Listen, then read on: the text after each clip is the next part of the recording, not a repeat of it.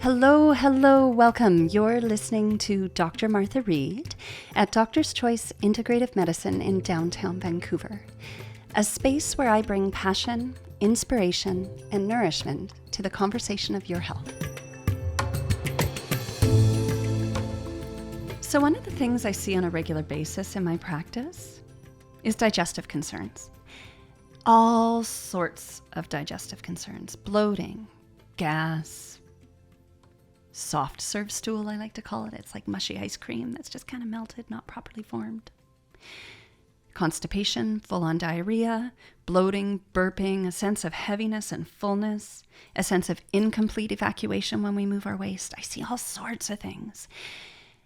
And for many people, we don't have a way of knowing whether this stuff is normal.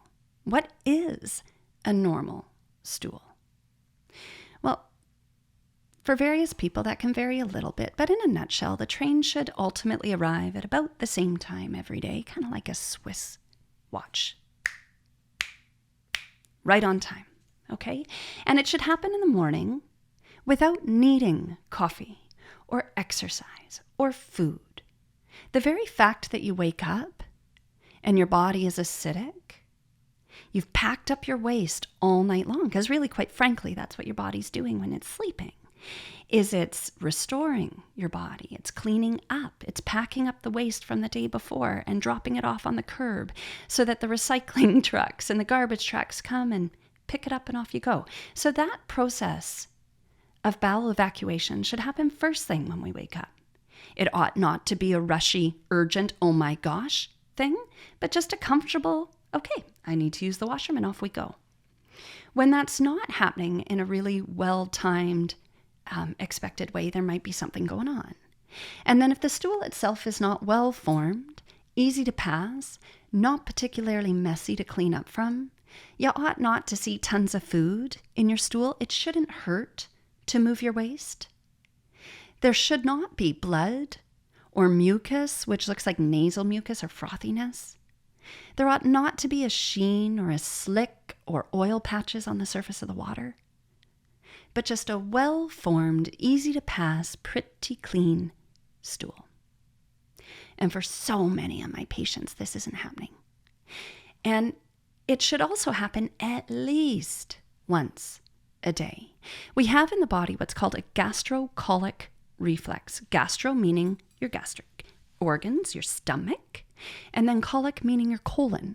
So when things come into the stomach, so if you haven't moved that waist first thing, right? And then something comes into the stomach, there's a trigger to the bowel. Oh, there's more stuff coming in.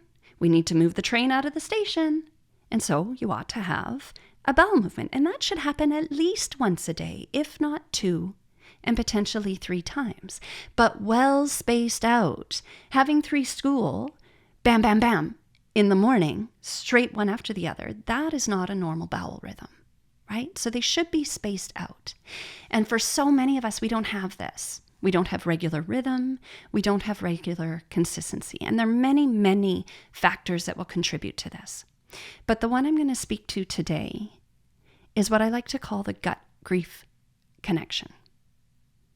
Western medicine is exploding right now in terms of research about the gut-brain axis and how these two things are connected, right?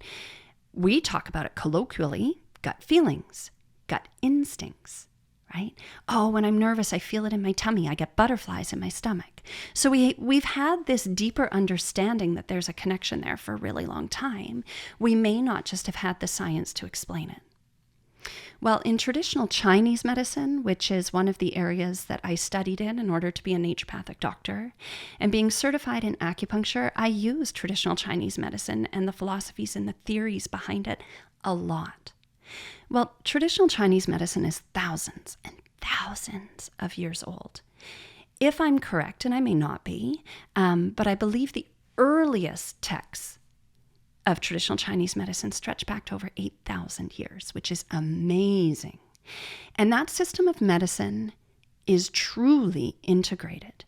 Every organ has an emotion associated with it, and a color, and a taste and a food and a season. Each organ has a marriage partner, has a spouse.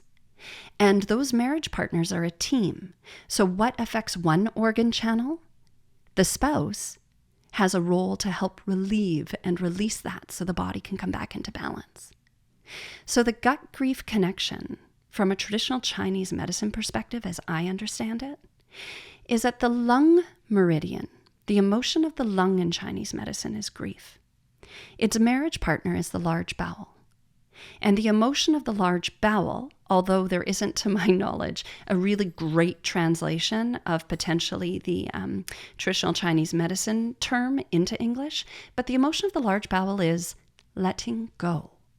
So it's the large bowel's job to let go the griefs we experience. And that to me makes perfect sense. If I pop back into my Western medical mind, the large bowel is a receptacle for waste. That's one of its primary jobs. And we remove that waste. We release it ideally first thing in the morning without a whole lot of stimulation, right?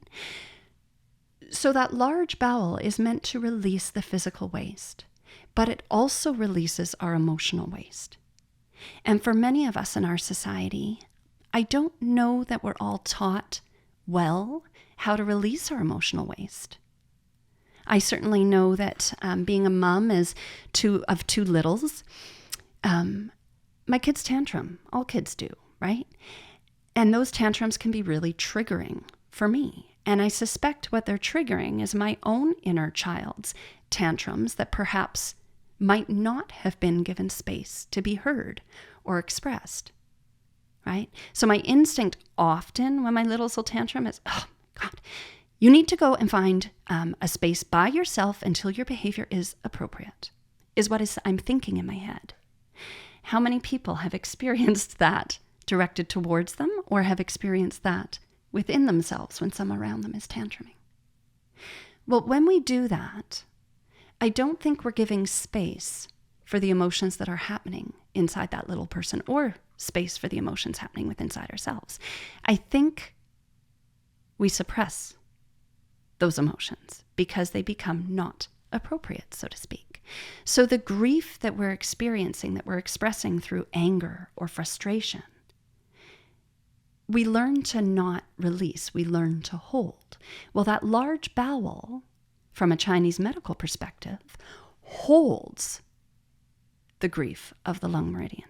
So perhaps in the large bowel, not moving our waist comfortably and regularly has to do with our emotional space, has to do with our grief. And clinically, I see this often in my practice.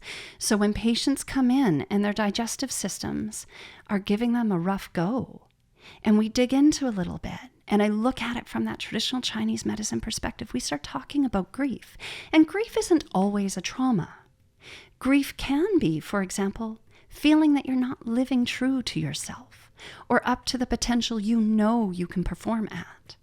Or it may be being passed over for a promotion. Or it may be trauma. Regardless of the source of that grief, in the traditional Chinese medical model, the large intestine has to release it. So this has been so informing to me as a naturopathic doctor, and how I can see the integration of our mind and body in the medicine that I practice.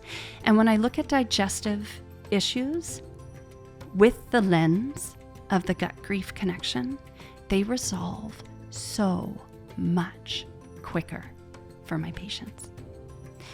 So I hope this has been informing for you.